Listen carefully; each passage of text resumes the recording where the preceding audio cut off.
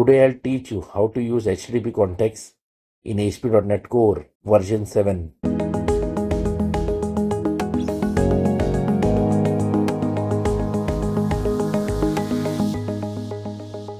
So let's start. We'll start by configuring the program.cs class. Inside the program.cs class, you already have an object builder. Now this particular object has a class services which has a method add HTTP context accessor. We need to call this method inside the program.cs class.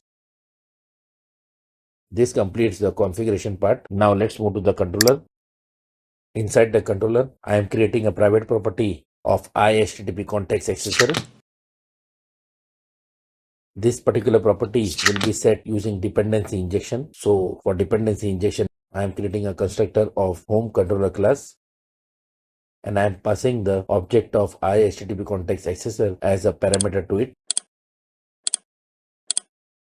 Inside the constructor, I am setting the accessor property with the dependency injected accessor object. Now this completes the dependency injection part. And now the property is ready to be accessed. Now inside the action method, I am creating an object of HTTP context class, and now I am setting this object using the HTTP context object of the accessor property. Now in order to test this property, I am adding a debugger, and let's execute the project.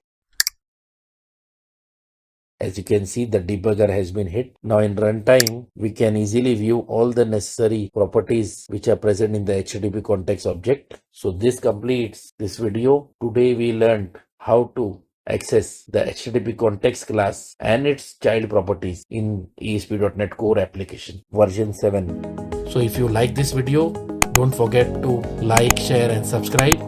And please also click on the bell icon so that you receive notifications. Goodbye.